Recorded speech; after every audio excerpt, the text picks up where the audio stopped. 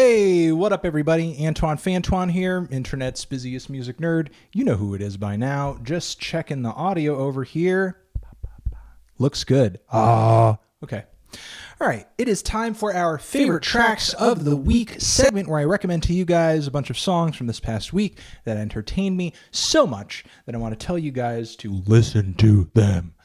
They are all linked on our website, theneedledrop.com. Check all the links down there in the description box, okay? And we will send you guys straight to those songs via these links, okay? Let's go through these tracks, get these recommendations done. But first, let's get into our worst track of the week segment. This, in my opinion, is the worst song I've heard all week. It is the new cut from Crystal Castles, featuring a brand new singer, not Alice Glass. So Ethan Kath has essentially found an Alice Glass clone and worked her into the Crystal Castles sound or whatever. The track is titled Concrete, and the track is a total mess. It sounds awful. The beat is bad. The vocals are bad. It sounds like someone doing a Crystal Castles parody, not like something you would expect from Crystal Castles. Given that Alice Glass had left the duo, you would think that Ethan would use this as an opportunity to do something a little new, refreshing, maybe just go down a different path. But no, he's simply trying to recreate the same chemistry with somebody else who's far less interesting. So that, in a nutshell, is the new Crystal Castles track, Concrete. Moving on to songs that are better. We have Defiled with the cut Fear From Above. This is a grimy, brutal piece of death metal. I'm liking the fact that these guys have a bit of a very blood-caked and buzzsaw tone guitar, sort of old-school death metal sound, but they play with kind of a modern, young, animalistic brutality. You know, it's not just the same kind of old blueprint, really phoning it in by the numbers death metal. Sure, it does fit the genre in every way that I can imagine. You know, it's not like anything too exciting or reinventing the genre or anything like that. But I did think that the performance on this thing was muscular. It was crazy. It was off the wall. So I got to give it to them for that. Then moving on, Gucci Mane, First Day Out the Feds. Some people were talking about online how Gucci Mane might have had a clone or something, so he just dropped this new single with a music video featuring a bunch of clones of himself. The track is pretty catchy.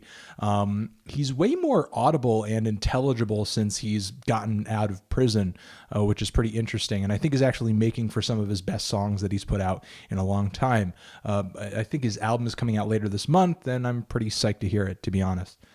Moving on, Carnage, Mase in 97 featuring Lil Yachty. This is the most bangery banger I've heard in a while. This is a freaking awesome track. Not only is Lil Yachty hype as hell on this cut, but the beat is amazing. A lot of people sort of count Lil Yachty out as this mediocre auto-tune crooner, but he can actually rap as well. You know, his flow is pretty fantastic on this cut, not only in its speed, but also in his delivery, because he's just so high energy on this track. I can't really complain. And also I think the fact that they named the track Mason 97 is hilarious.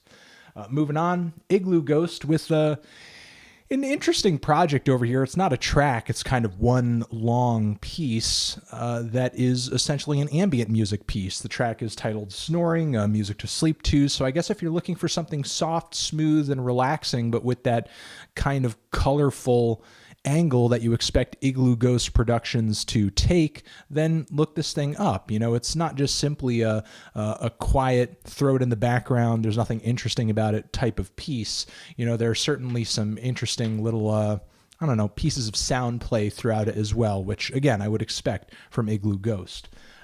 Moving on, another kind of long piece, Arca, of all people, has dropped another project that is essentially this one long, like 20-minute plus cut of all these different pieces strung together into this one avant-garde monstrous project. So the track is, I'm not even going to try to pronounce it, but it is an intriguing piece. And If you're an Arca fan, you should give it a shot. It's interesting that, to me, some of these pieces like this are more interesting than his records, how they come together. You know, sometimes I find his albums to be a little too obtuse and a little too cumbersome, kind of hearing all of these cuts strung together into a kind of one single long conceptual piece that has a tight flow to it, I find a little more interesting. A couple more. We have Schoolboy Q with the That Part Black Hippy remix. Not going to say too much about it because I am going to review his new record very soon. And ending things off with the song Factory Floor. Yeah, Factory Floor, they have a new record coming out via DFA Records, and this is a kind of stone-faced, very hard-nosed dance techno cut that is just cold. It is chilly. It is frigid as hell, but the grooves are hard and very physical. I like that sort of emotionally disconnected dance music sometimes, and I think Factory Floor does it pretty well. Those are our recommendations for this week. All the tracks that I want to tell you guys to check out, here they are. Woo! Again, they're all linked down there in the description. And yeah, that's it. If you want to support this segment, you should hit up also another link down there in the description box, our Amazon Associates link. Anything you buy on Amazon, if you live in the US, we get kickback from it. Does not add to your overall price. And cool. All right, recommendations, tracks. I hope you're doing well. Nice.